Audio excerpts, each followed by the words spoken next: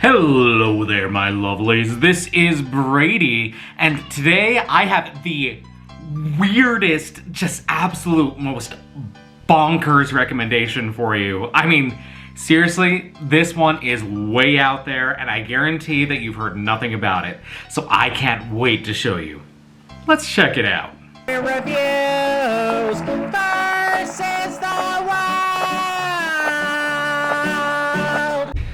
Alright, so the first thing I want to bring up is actually a follow-up that I have already talked about once before, and that is Red Rising.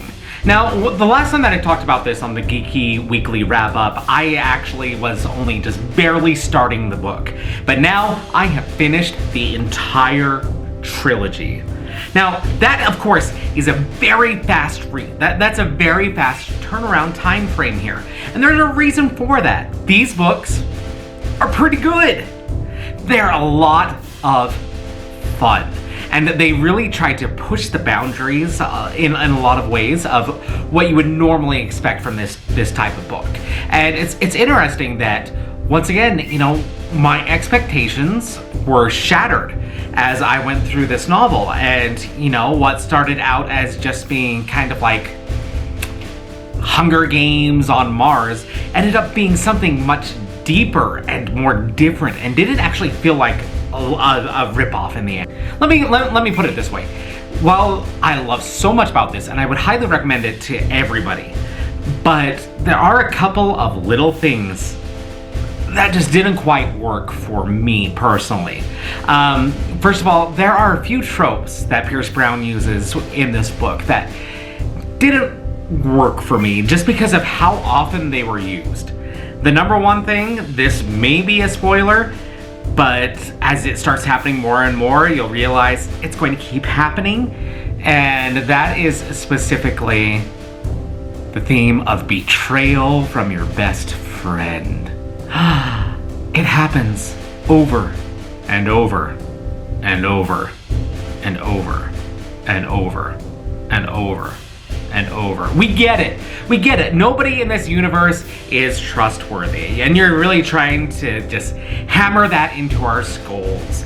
And yeah, it makes things, you know, it makes things darker. It does add a certain level of gravitas, but when it happens so often, it feels cheap. It feels like a gimmick in the end. That said, like I said, I overall really enjoy these books.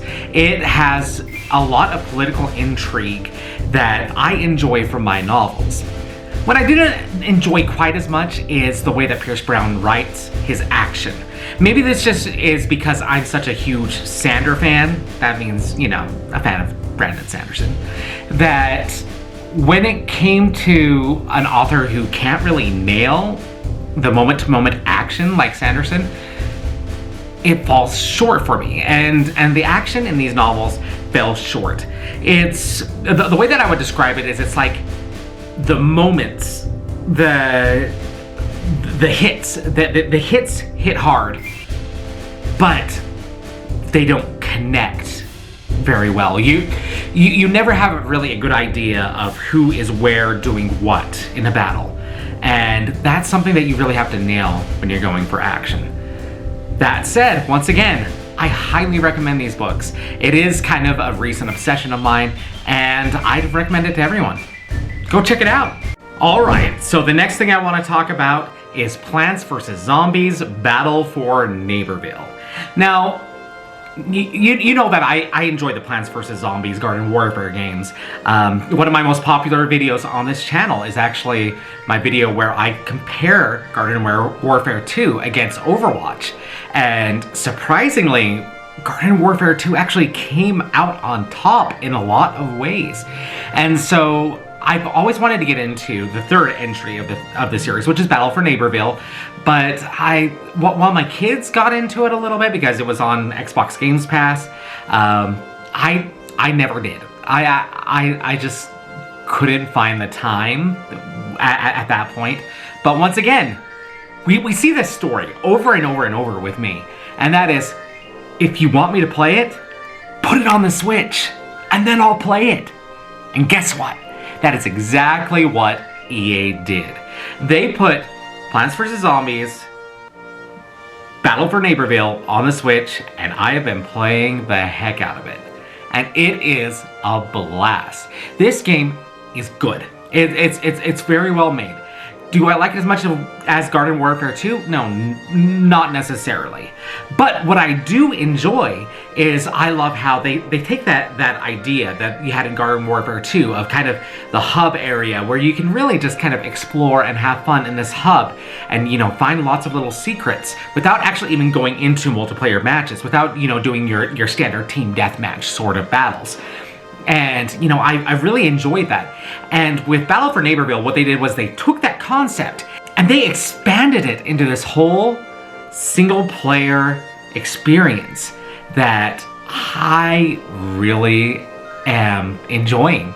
And maybe it's just the fact that, you know, I'm able to have it with me on the couch. So, you know, while my wife is watching a show, I'm sitting there and I'm just kind of grinding out some of these little missions in these single player areas.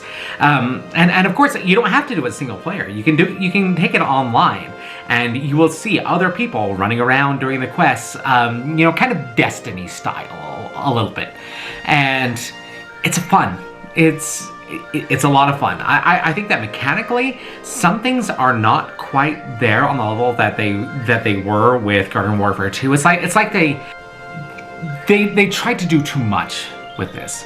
So a little bit more focus would have actually improved the entire experience a lot more, especially when it comes to classes and, you know, building out your characters more and really working on the different classes. That said, it's still fun. And the Switch release is surprisingly very, very solid. It is so much better than Apex Legends that I talked about recently. And I would recommend this version. I definitely would. There's a lot of good going on here, and you should check it out. All right, next I want to get into a show. And this is a show that I really enjoyed in Season 1. In fact, I enjoyed Season 1 of this show more than I enjoyed the last season of Rick and Morty, which is important because they're from the same creator. That's right. I'm talking about Solar Opposites. So what I love about Solar Opposites, obviously, you know, you have a lot of the same type of humor that you get with Rick and Morty here. You know, you have a lot of the same people involved. You have the very, very similar art style. Even, you know, Corvo and Rick, they have so many similarities in their characters and their eccentricities. And not just because, you know, they're both voiced by Justin Roiland, the creator, but there's something that is very special about Solar Opposites, and that is the fish out of water trope. It is where you're able to view modern society through a different lens. And with that, you find a lot of interesting things these interesting observations that you wouldn't normally think about. I mean, they have an entire episode in Season 1 dedicated to the concept of a man cave. In Season 2, which is, you know, really what I've been starting to enjoy, they have an episode that's all about dinner parties and feeling like you're left out in a dinner party. So, you know, they outlaw dinner parties, and the way that it's executed is so interesting and so funny, and I really enjoy it. But probably my favorite little thing about Solar Opposites is that one of the characters, Yumulak, has this wall in his bedroom, and in this wall he has all these people that he's shrunk down because they've annoyed him in some way, and put them into you know, basically this little miniature world where there's all these fights for dominance, and there's this entire society living within his wall. And it has this very post-apocalyptic sort of feel. But the humor there really comes through very well, and this show is very enjoyable, guys. Like I said, Season 1 I enjoyed more than the last season of Rick and Morty, which I loved. The Vat of Acid episode was in the last season of Rick and Morty, and I still like Season 1 of Solar Opposites more. And Season 2, so far, I'm only, you know, about 3 episodes in, but it still is just banging. It's still right there, and it's awesome. definitely check it out. Especially if you're a fan of Rick and Morty and you haven't tried this. It's on Hulu. It's a lot of fun, and you really need to check it out. All right. I promised you guys some weird, didn't I? So yeah, you're going to get something really, really out there right here.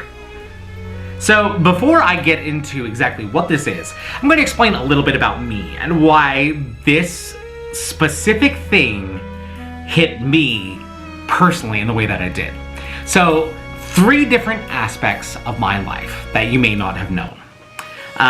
The number 1 thing, let's talk about musicals.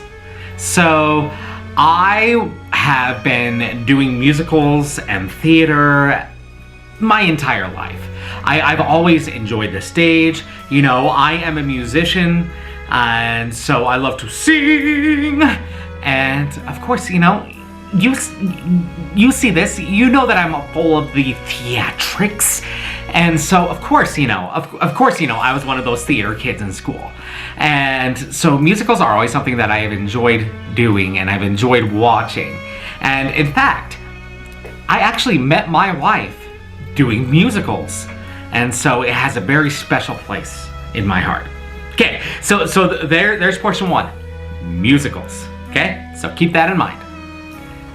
Portion 2 of my life. So I wasn't always into reading like I am now. Back, I remember, you know, early elementary school, I just wasn't that interested. You know, I was in all those high and mighty, gifted and talented classes and whatnot, but I wasn't ever one who really connected with reading until about 6th grade when I discovered DragonLance. Now looking back at the series, obviously they're not the best novels per se, but they are very interesting. And you know, for someone like me who had never delved into fantasy, it was such a great entry level to that, especially at that age. And so it hit me very hard, and I just fell in love with DragonLance. I mean, to the point where I actually, you know, one year, I believe it was 6th grade, I dressed up as Raceland for, you know, Halloween. Yeah, I did that. Yeah. Okay, so now we have 2 out of the 3, okay? We have musicals, we have DragonLance. Now you already know that's weird. That's weird that I'm conflating those 2 things together. So let's move on to the 3rd thing about me, and that is Russian. So you may or may not know that I actually speak fluent Russian. I lived in Russia for a couple of years, and of course, you know, I have studied the language very thoroughly. I try to use it wherever I can. In fact, my current job that I have, I actually got hired into the company because of my Russian. And so, вообще, я люблю русский язык. And so, okay, I think you know where we're going here. Musical, DragonLance, Russian. That's right. You have a Russian musical based on DragonLance. Whoa. Okay, so my friend Steven, you probably recognize him from the channel, is the one who actually turned me on to this because, you know, he knew me way back in the day. He knew when I was obsessed with DragonLance. And so he's like, Brady, you have to check this out. And so I did. So it's called Последнее Испытание, which means the last trial. Now, this entire show, it's a stage production. It is Russian, it is DragonLance, and it is a musical. In fact, it's very much a rock opera. And it's all up on YouTube, and I'll go ahead and I'll put the link down below so you can watch it for yourself. And don't worry, you don't need to know Russian because this does have English subtitles as long as you're not watching it on your phone. For some reason, it doesn't work with the YouTube app with these subtitles, but when you're watching it on a TV or on a computer, you can see it there. But yeah, so you know, I honestly wish that this recommendation was 100% a joke. Like, I wish that I could just be like, oh, this is so so bad, guys. You have to experience it just because of how bad it is. And don't get me wrong, it's pretty bad. I mean, there are multiple times when watching it when I felt like, ooh, this is kind of that Spider-Man musical territory here. Yeah. But then you get the occasional song and you're like, oh my gosh, that is a banger. This music is great. How is this a thing that works and sounds good? And then you wait a minute and you see this.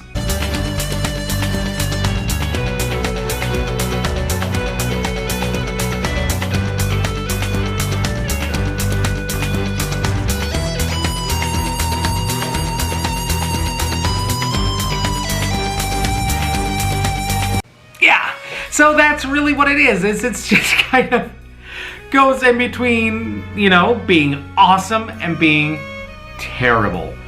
But whether it's in its awesome phases or its terrible phases, you gotta check this out.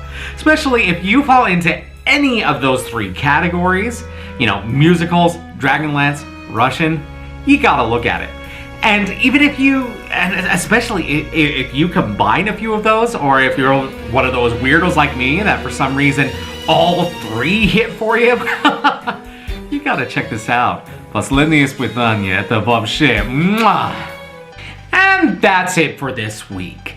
So I hope that you guys have really enjoyed this. You know, like I said, I try to make these as special as possible, and Последнее Испытание, I mean, that is the weirdest thing that I could possibly recommend it. Now, I will say, stay tuned, because next week is going to be a Monster Hunter Spectacular. Because, of course, I just got Monster Hunter Rise. I've tried so many Monster Hunters over the years, and none have really stuck with me. I've never really been able to play it for more than an hour before kind of throwing my controller. But I will say, Monster Hunter Rise has already been hitting on all cylinders for me. And if it wasn't already for a full week, and me wanting to experience it a little bit more before talking to you guys about it, I would be talking about it now, because I'm obsessed, absolutely obsessed with this. But for now, that'll have to wait for next week. In the meantime, make sure to like, subscribe, share this with your friends, all that jazz, and I'll see you next time. Review.